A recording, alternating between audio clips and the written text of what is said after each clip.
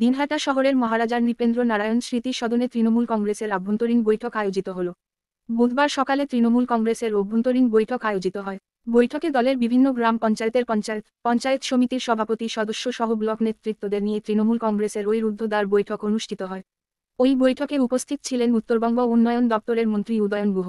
তবে হঠাৎ করে কি নিয়ে তৃণমূল কংগ্রেসের এই অভ্যন্তরীণ বৈঠক তা এখনও স্পষ্ট নয়। মূলত বর্তমানে চলছে আবাস যোজনার সার্ভে চলছে গোটা রাজ্য জুড়ে। সেই জায়গায় দাঁড়িয়ে এদিন তৃণমূল কংগ্রেসের বিভিন্ন স্তরের নেতা ও পঞ্চায়েত সদস্য সহ অঞ্চল নেতৃত্বদের নিয়ে এই গুরুত্বপূর্ণ বৈঠক বলে ওয়াকিবল মহলের মতো। এই বৈঠক প্রসঙ্গে উত্তরবঙ্গ উন্নয়ন দপ্তরের মন্ত্রী উদয়ন গুহ কিছু বলতে না চাইলেও দিনহাটা ২ নং ব্লক তৃণমূল কংগ্রেসের সভাপতি দীপক কুমার ভট্টাচার্য জানান, দলের সাংগঠনিক বেশ কিছু বিষয় নিয়ে আলোচনা করা হয়েছে। স্বভাবতই আগামী দিনে সংগঠনকে মজবুত করতে এই বৈঠক অত্যন্ত তাৎপর্যপূর্ণ বলে মনে করছেন রাজনৈতিক।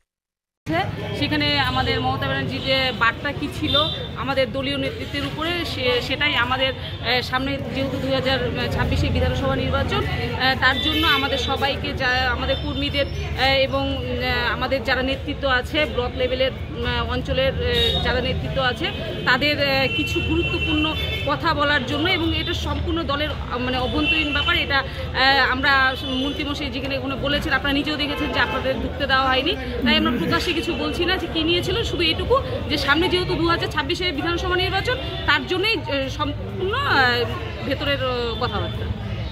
আমাদের সাংগঠনিক বৈঠক হচ্ছে, আমাদের লোকসভা নির্বাচন পেরিয়ে গেছে, সামনে বিধানসভা নির্বাচন 2026। সেই লক্ষ্যে আমাদের বিধায়ক তথা মন্ত্রী সম্মানীয় উদয়ন গুহ মহাশয় আমাদের যে দলীয় নির্দেশ সেগুলো জানালেন। আগামী 26-এর লক্ষ্যে প্রতিটা বুথ স্তর থেকে সংগঠনকে ঢেলে সাজানোর জন্য যে আলোচনাগুলো সেগুলো আমাদের মিটিংয়ে সম্পূর্ণ সাংগঠনিক আলোচনা।